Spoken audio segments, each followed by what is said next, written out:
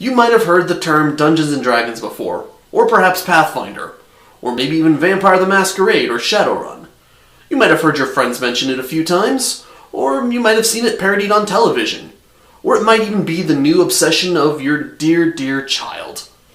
However you heard about it, I don't suppose it really matters, but if you keep watching, I'll tell you everything you need to know about it. Dungeons & Dragons, and other games like it, belong to a genre called role-playing games. Regarding what they are, there's two schools of thought on the subject, with neither being more right or wrong than the other. The first is that they're like a game of pretend. You imagine up a character, somebody else comes up with a scenario and setting, and you respond with how your character would react to that situation. Though there are rules in place meant to prevent the game from devolving into a no you didn't, yes I did sort of argument. The other thing is that they're a much more complex sort of board game, complete with one player at the table acting as a referee that not only sets up the scenario of the game, but also judges how certain abilities that the character's pieces have will affect the game board. Though the players are allowed to decide for themselves what the objective of their game is. Most explanations of role-playing games fall into one of those two camps, sometimes even straddling the line between both. Some people also compare them to video games, but without the electronic components. Given how video games have evolved in recent years, that's not too much of a stretch either. And just like how different board and video games play differently, role-playing games are no different. One game might play more like an overly complex board game, while another might be more about telling a story together. If this sort of thing sounds appealing to you, you might be asking yourself, how do I get into this sort of thing? As with any hobby, there's a few things you'll need before you can start. You'll need the rulebook for the game that you want to play, the dice your game calls for, some paper and pencils, and a few friends. This is not a hobby that can be done alone, sadly, and making friends is outside the scope of this video. If you're not sure what game you want to play, I can make a few recommendations for you though. While I personally don't like it that much, Dungeons & Dragons is a decent enough place to start. For their 5th edition, they've got a starter set that's available for less than $20 as of this recording. It includes everything you need, some pre-made characters, a set of dice, an explanation of the game, and just enough rules information for you to cut your teeth on it.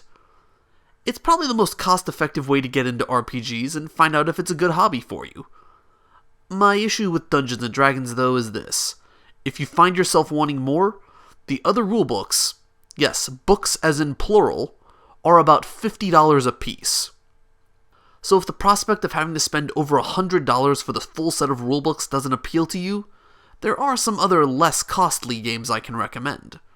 If you're more inclined towards gameplay, there is Ryutama, a fantasy game from Japan that's best described as Hayao Miyazaki's Oregon Trail. Much like the computer game it's compared to, a bulk of the game is about preparing for and surviving a long journey. Ryutama is available in English as well as Spanish and French. You can legally purchase a PDF of Ryutama in English for $14, or if you go spring for $35, you can also get a hard copy of it as well.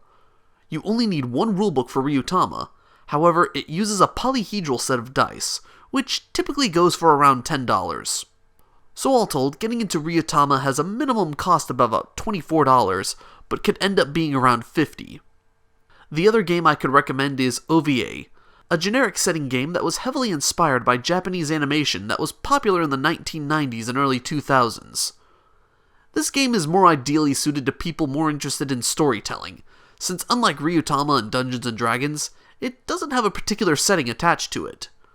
A character in OVA can be almost anything you can imagine. The game's rules are also somewhat simpler, but then it's not as much of a game though. OVA uses ordinary 6-sided dice, the sort you can buy at just about any store for $2 for a pack of 5, while the book itself is $15 in PDF form or $25 in print. There's plenty of other different games besides these, so if none of these sound appealing to you, then you can keep looking around until you find one that you like. So after you've got everything you need, there's a little bit of preparation that needs to be done. If you haven't figured it out yet, like many hobbies, this one can be pretty elaborate. In order to play, one of you or your friends will need to take on the role of Game Master, a sort of referee that controls the world.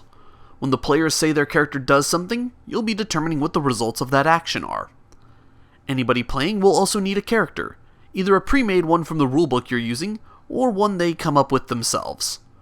And in order to do either of those, you need to read the rulebooks. Thankfully, you don't need to read all of it. There's just 3 things you need to know.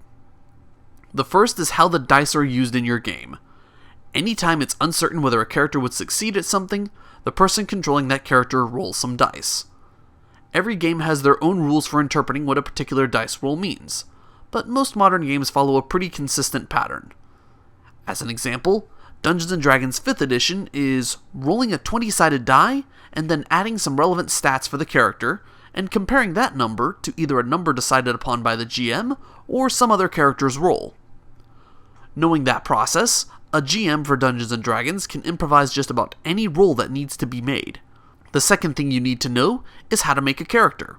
Almost every rulebook I've read through so far has at least one chapter dedicated to this. And that chapter is also one that has the most useful information regarding what a character can do during normal play of the game. The last thing you'll need to know is how the rulebook for your game is laid out. This isn't so much something that requires a lot of reading, as it is just knowing if your book has an index and what's in each chapter. Skimming through would be enough to learn this, as well as looking at the table of contents. Once you've got those 3 things down, and everybody has a character, you're ready to start. So there you have it, RPGs. They're really just games of pretend with rules attached to them. They're a fairly easy hobby to get into, if a little time-consuming, but otherwise, they're fairly innocuous. So, with all that said, I am Aaron Dershadel, and I hope to see you again sometime. Thanks for watching. If you found this video informative, give me a like, and maybe subscribe too. If you have any questions regarding RPGs, feel free to leave them in the comments. Me or somebody else will answer them to the best of our knowledge.